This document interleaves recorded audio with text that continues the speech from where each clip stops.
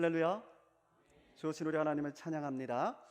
오늘은 평화통일 주일입니다. 또한 76주년 광복절이기도 합니다. 그래서 오늘은 칼과 창을 쟁기 만들자라는 제목으로 보면 로마서 12장 17절에서 19절, 미가서 4장 3절에 나타난 우리 하나님의 말씀을 전하겠습니다. 어느 마을에 두 사람이 있었는데요, 그 중에 어떤 한 사람이 먼저 상대방을 때렸답니다. 그러면 누가 악한 사람입니까? 때린 사람이 악한 사람이죠. 그런데 조금 있으니까 이 맞은 사람이 분해서 자신도 한 대를 때렸습니다. 조금 시간이 지나니까 이제는 서로 뒤엉켜서 죽어라고 싸웠습니다. 그럼 이제 어떻게 된 걸까요? 물론 누군가가 이길 겁니다. 먼저 때린 사람이 이길 수도 있고요, 나중에 반격을 가한 사람이 이길 수도 있을 겁니다. 자, 그러나 확실한 것은 그 싸움의 결과 두 사람 모두가 다 매우 심한 상처를 입게 된다는 거죠. 그리고 그 싸움의 끝에는 선과 악이라는 것도 아예 다 사라져버리고, 처음에는 선도 있고 악도 있었는데 이게 나중에는 다 사라져버리고 다툼과 원망, 그리고 증오라고 하는 악만이 남게 될 것입니다. 또 어느 마을에 염소 두 마리가 있었답니다. 어느 날 이 두 마리 염소가 외나무 다리에서 딱 마주쳤습니다. 그런데 이 둘은 서로 길을 비키려고 하지를 않았습니다. 한참을 노려보던 이 염소들은 드디어 머리를 맞대고 서로를 밀어내기 시작했습니다. 결국 그 중에 힘이 센 염소가 힘이 약한 염소를 떨어뜨렸습니다. 자, 그러나 떨어지면서 이 힘이 약한 염소도 그냥 떨어지지만은 않았습니다. 떨어지는 마지막 순간에 힘이 센 염소의 뿔을 재빨리 잡아서 함께 떨어지고 만 것이죠. 혼자만 당하지는 않겠다는 겁니다. 결국은 힘이 약한 염소와 힘이 센 염소, 이 두 마리의 염소는 모두 그날 외나무 다리에서 함께 떨어져서 죽고 말았습니다. 자, 이 모습을 지켜보던 또 다른 염소 두 마리가 있었습니다. 이 두 마리 염소 역시 외나무 다리에서 딱 만났습니다. 그 중에 약간 힘이 있어 보이는 염소가 이전에 그 염소들처럼 힘이 좀 약해 보이는 염소를 밀어내려고 했습니다. 자, 그런데 아까와는 조금 다른 일이 벌어졌습니다. 힘이 약해 보이던 염소가 갑자기 뒤로 물러나서 양보를 하는 것이었어요. 너 먼저 건너가, 이렇게 말이죠. 그러자 힘이 세 보이는 그 염소가 다리를 먼저 건너갔습니다. 이 염소는요, 다리를 건너가면서 어깨를 펴고 어깨에 힘을 딱 줘가면서 고개를 쳐들고 의기양양하게 이렇게 말했답니다. 자식, 눈은 좀 있어가지고 내가 그렇게 무섭더냐? 역시 염소는 나처럼 좀 힘이 세야 해, 라고 말이죠. 그러자 잠시 후에 그 힘이 약해 보이는 염소가 천천히 일어나더니 다리를 건너갔습니다. 다리를 건너가면서 이 약해 보이는 이 염소가 이렇게 말했답니다. 어리석고 힘만 센 미련한 염소야, 내가 오늘 너의 목숨을 살려준 줄도 모르고 외나무 다리에서 나같이 지혜로운 염소를 만난 걸 행운인 줄이나 알아라. 할렐루야. 성도 여러분, 자, 이 네 마리의 염소 중에서 누가 진짜 힘이 있는 염소라고 생각하십니까? 박 터지게 싸우다가 둘 다 다리 밑으로 떨어진 그 염소들일까요? 아니면 자신이 힘이 세기 때문에 먼저 다리를 건넜다고 의기양양하게 자랑하던 그 염소일까요? 아니요. 진짜 힘 있는 염소, 진짜 실력 있는 염소는요, 먼저 가라고 다리를 양보해 준 그 염소였습니다. 왜냐하면 그 양보로 말미암아서 그들은 싸우지 않게 되었고, 두 염소 모두가 다 안전하게 다리를 건널 수 있었기 때문입니다. 그러므로 여러분, 진정한 힘은요, 완력이 아닙니다. 자기만 먼저 가겠다고 상대방을 힘으로 제압하려고 하는 것은 진짜 실력이 아니라는 거예요. 진정한 힘은요, 조금 더디 가더라도, 좀 늦게 가더라도, 그래서 설령 내가 좀 바보같이 보이고 내가 좀 힘없어 보이고, 그래서 모두가 나를 무시한다 할지라도 그런 것과는 상관없이 모두를 살리기 위해서 힘을 쓰는 것. 그래서 모두가 함께 다리를 잘 건너고 모두가 함께 잘 살 수 있게 해주는 것이야말로 그것이 진정한 힘이요 최고의 실력인 줄로 믿습니다. 오늘 성경은 우리 그리스도인들에게 이러한 실력자가 되라는 거예요. 너는 진짜 실력자가 되라는 겁니다. 그러면서 이렇게 실력 있는 사람이 될 수 있게 해주는 최고의 방법, 그 비결을 우리에게 가르쳐주고 있습니다. 자, 오늘 첫 번째 본문 로마서 12장 17절과 18절에 그 비결이 담겨져 있습니다. 우리 함께 같이 읽겠습니다. 아무에게도 악을 악으로 갚지 말고 모든 사람 앞에서 선한 일을 도모하라. 할 수 있거든 너희로서는 모든 사람과 더불어 화목하라. 아멘. 성경은 악을 악으로 갚아주지 말라는 거예요. 한 대 맞았다고 한 대 때려주지 말라는 거예요. 끝까지 모든 사람 앞에서 선한 일을 도모하라는 거예요. 선한 일을. 그러면 진짜 실력 있는 그리스도인이 될 수 있다는 겁니다. 이것이 비결이라는 거예요. 여러분, 악을 악으로 갚아주면 어떤 일이 일어나게 될까요?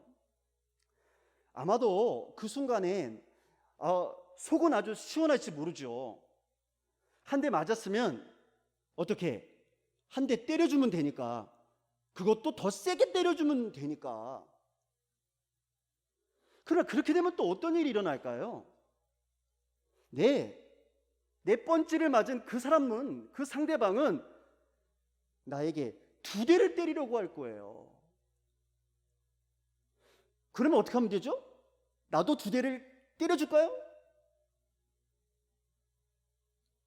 그렇게 수많은 펀치를 주고받다가 결국은 두 사람 모두 다 병원 시세를 지게 되고 말 것입니다. 그래서 성경은 악을 악으로 갚지 말라고 하는 거예요. 둘 다 망하게 되니까, 둘 다. 오히려 이 악을 선으로 갚아주라는 겁니다. 악을. 자, 그러면 어떻게 될까요? 악을 선으로 갚아주게 되면 처음에는요, 이해하지 못할 거예요. 사람들로부터 어리석다는 이야기를 들을지도 몰라요. 에이, 힘이 없으니까 그렇게 했겠지, 그런 얘기 할지도 몰라요. 그러나 그런 말에 귀 기울이지 않고 끝까지 계속해서 그렇게 악을 선으로 갚아주게 되면요, 그 다음에는 감동이 있게 됩니다. 감동이. 이게 중요합니다. 감동을 줘야 되는 거야.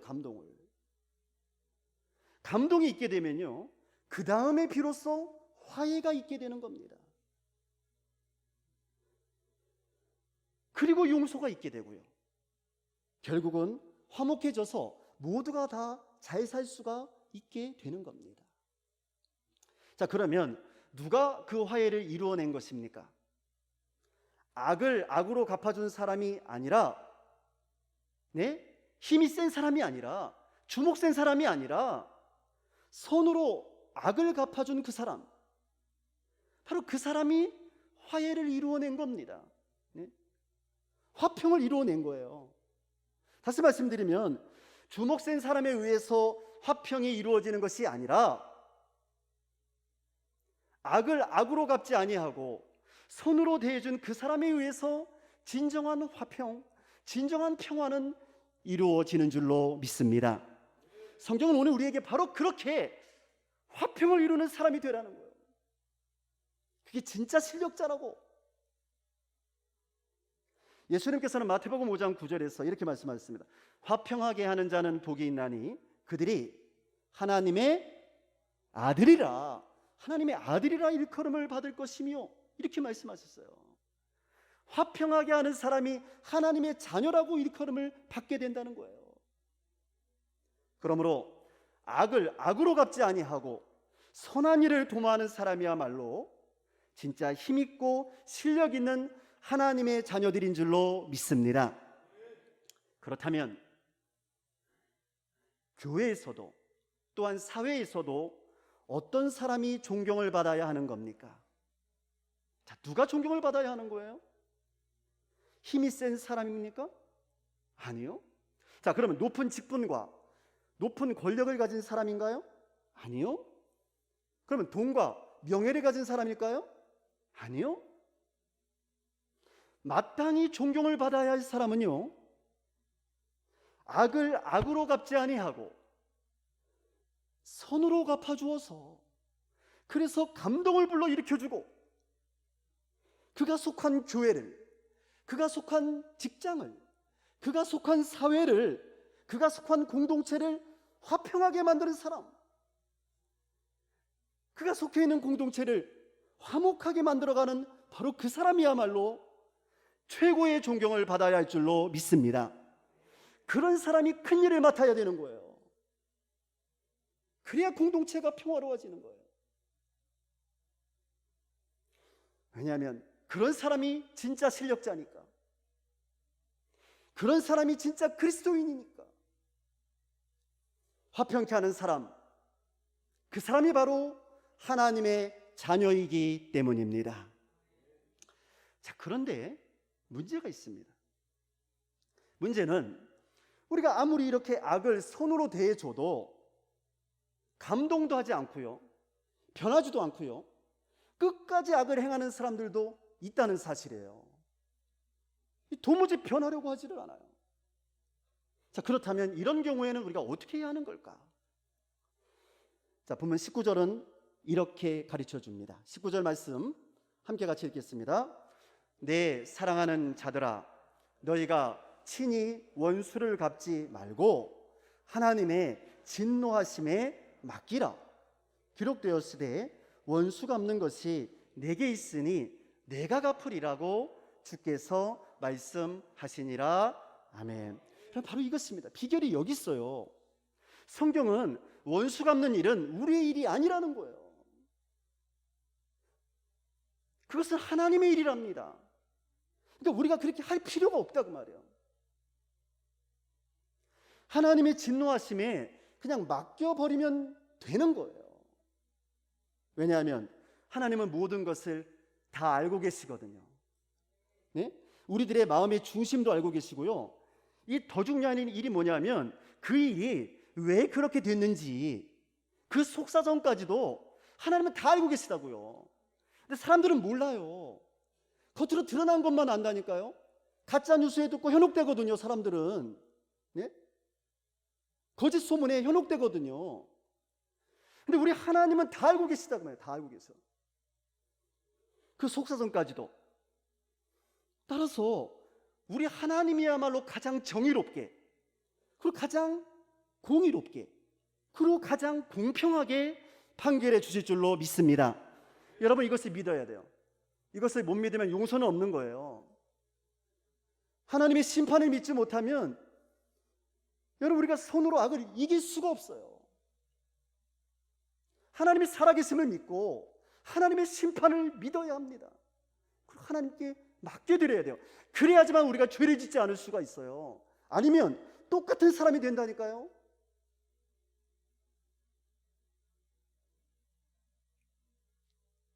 심판은 하나님께 있음을 믿고 하나님께 맡겨드려야 합니다.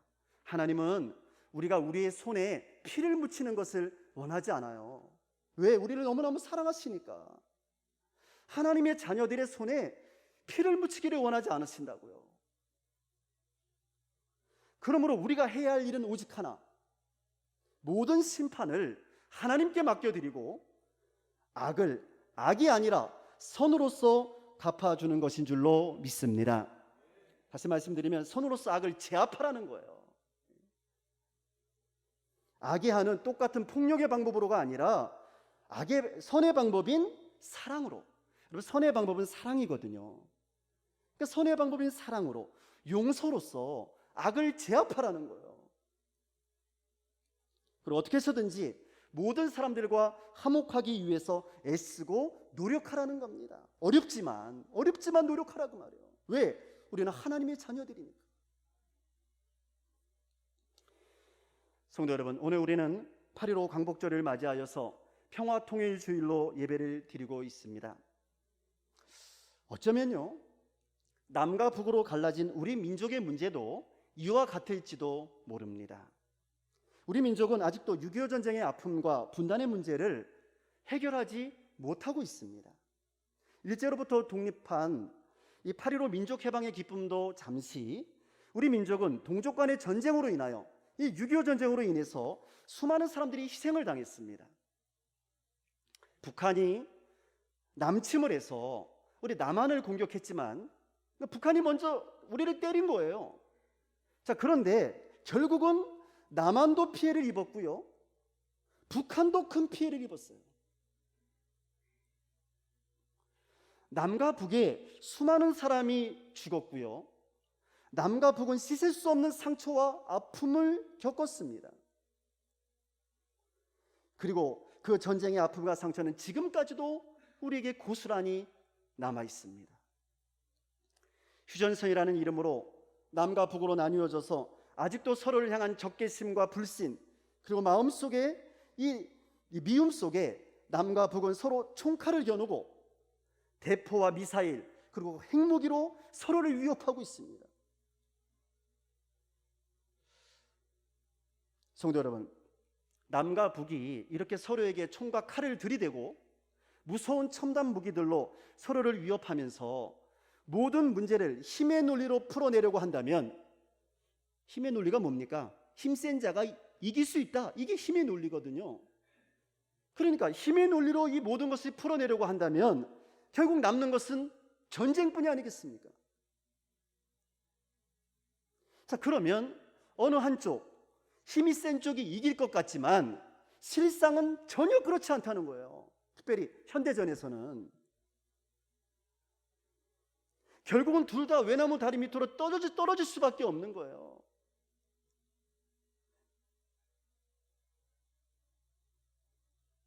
그러니까 둘 다 망하는 것뿐이죠. 자, 그럼 누가 좋아할까요?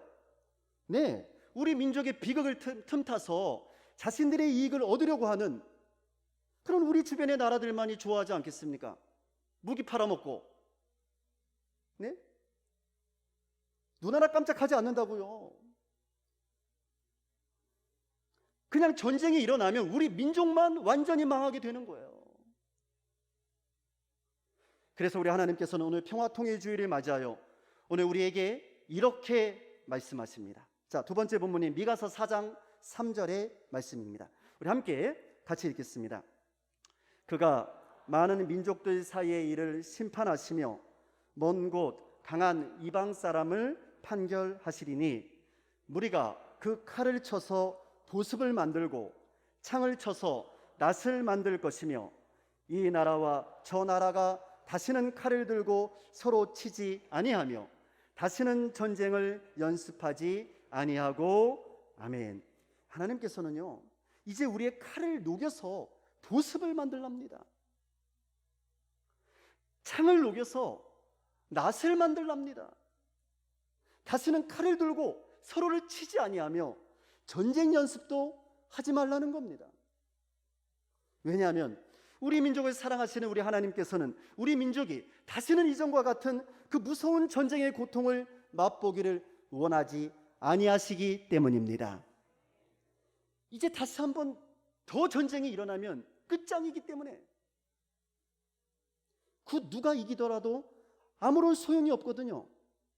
여러분, 옛날 전쟁이야 소총 가지고 총 쏘는 데서 끝났지만 지금 전쟁은 그렇지가 않아요. 보병전이 아닙니다. 전부 100% 화력전이에요. 미사일 몇 발이고 핵무기 하나면 끝나는 거예요. 다 죽는 겁니다, 그냥. 따라서 이제 중요한 것은 누가 더 좋은 칼을 가지고 있는지, 네? 누가 더 좋은 창을 가지고 있는지 하는 게 아닙니다. 이미 다 좋은 칼들을 다 가지고 있어요. 북한도 가지고 있고 우리도 가지고 있고, 다 같이 그 칼과 창을 쓰게 되면 끝장인 거예요. 그래서 이 민족이 살기 위해서는 그 좋은 칼들, 그 좋은 창들을 이제 그만 낙과 쟁기로 만들어버려야 한다는 겁니다. 그래야지만 모두가 살 수 있다는 거죠. 성도 여러분, 실제로 이 민족에게 전쟁이 일어나면요, 여러분, 사드가 우리를 지켜줄 수 있을까요? 패트리어트 미사일이 우리를 지켜줄 수 있습니까? 아니요. 여러분, 전쟁이 일어나면 남과 북이 그냥 다 망하는 겁니다. 뭐 어떤 사람이 이렇게 얘기할지 몰라요.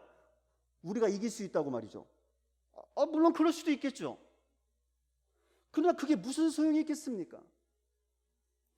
남과 북은 더 이상 일어설 수 없을 정도로 완전히 폐허가 되어져 있을 것이고요, 수백만 명의 사람들이 다 죽어갈 것이고, 이 땅에 남아있는 것은 아무것도 없을 텐데 설사 이긴다 한들 무슨 소용이 있겠습니까? 그러므로 진짜 중요한 것은요, 여러분, 본질입니다. 본질. 이 본질은 뭐냐면 싸워서 이기는 데 있는 게 아니고요, 처음부터 싸우지 않도록 하는 데에 있는 거예요. 이게 본질이요. 그러니까 평화가 본질이라고 말해요. 평화가. 다시 말씀드리면 남과 북의 불신과 미움이 다툼의 본질이었다는 거죠. 그러니까 못 믿으니까 싸웠던 거예요. 서로가 믿지를 못한 거죠. 북한은요, 미국이 쳐들어올 것이라고 지금 걱정하고 있어요. 우리 남한은요, 북한이 쳐들어올 것을 걱정하고 있는 거고요. 그러니까 서로를 전혀 믿지 못하고 있는 거예요. 그러므로 진짜 중요한 것은 어떤 창과 어떤 칼을 준비할 것이냐 하는 것이 아니라 이 깨어져 버린 신뢰를 어떻게 회복할 것인가 하는 것이 아니겠습니까? 어떻게 해야지 이 신뢰를 회복할 수 있을까? 여러분, 서로에 대한 신뢰가 회복되면 칼이 무슨 소용이 있겠습니까? 네. 서로에 대한 신뢰가 회복되면 창이 무슨 소용이 있겠어요? 사드도 필요 없고요, 핵무기도 필요 없는 것이 아니겠습니까? 뭐라 핵무기 만들겠어요? 어차피 안 쓸 텐데. 그러니까 이 거추장스러운 전쟁 무기들은 다시 낫을 만들고 쟁기를 만들 수가 있게 된다는 거예요. 뭐가 회복되면? 신뢰만 회복되면. 남과 북의 신뢰만 회복되면 얼마든지 그렇게 할 수 있는 거예요. 서로에 대한 신뢰와 사랑이 회복되면 아예 쓸모 자체가 없으니까. 성도 여러분, 그러므로 이제 우리 모두는 이 나라와 민족을 위하여 기도해야 할 줄로 믿습니다. 가장 먼저는요, 북한의 김정은 정권이 이 미사일이나 핵무기로서는 자신들의 정권을 유지할 수도 없고 또한 참된 평화를 이룰 수도 없다는 사실을 깨닫게 해달라고 기도해야 합니다. 또한 3대째 내려오는 북한의 이 세습 정권인 김정은 독재 정권도 무너지고 북한 주민들에게도 참된 민주주의가 이루어질 수 있도록 우리는 그렇게 기도해야 할 줄로 믿습니다. 더불어서 이 평화를 이루기 위해서, 더 나아가 평화로운 통일을 이루어가기 위해서 우리 남한의 지도자들에게 지혜를 달라고 기도해야 되겠습니다. 그래서 어떻게든지 이 남과 북이 신뢰를 회복하고 양측 모두가 군사 무기를 축소하며 이제는 이것이 중요한데요. 이제는 휴전 협정이 아니라 평화 협정을 맺어야 합니다. 휴전 협정이라는 것은 언제든지 다시 전쟁할 수 있다는 거거든요. 그러니까 평화 협정을 맺어야 되는 거예요. 전 세계 앞에서. 그래서 다시는 이 한반도에 전쟁이 없도록 기도해야 하겠습니다. 왜냐하면 이 땅에 그 어떤 이유에서든지 간에 다시 전쟁이 일어나게 된다면 그것은 필승의 문제나 필패의 문제가 아니라 필사의 문제예요. 그래서 우리 모두는 반드시 죽게 될 것이기 때문입니다. 사랑하는 성도 여러분, 우리 민족을 사랑하시는 하나님께서는 반드시 우리 민족을 지켜주시고 이 땅에서 전쟁을 막아주시고 남과 북으로 갈라진 이 민족을 평화의 길로, 통일의 길로 이끌어 주실 줄로 믿습니다. 오늘 평화통일주의를 맞이하여서 다시 한번 우리를 향하신, 그리고 남한과 북한 우리 민족 전체를 향하신 우리 하나님의 평화의 명령을 듣기를 원합니다. 우리 하나님께서는 오늘 우리에게 미가서를 통해서 이렇게 말씀하십니다.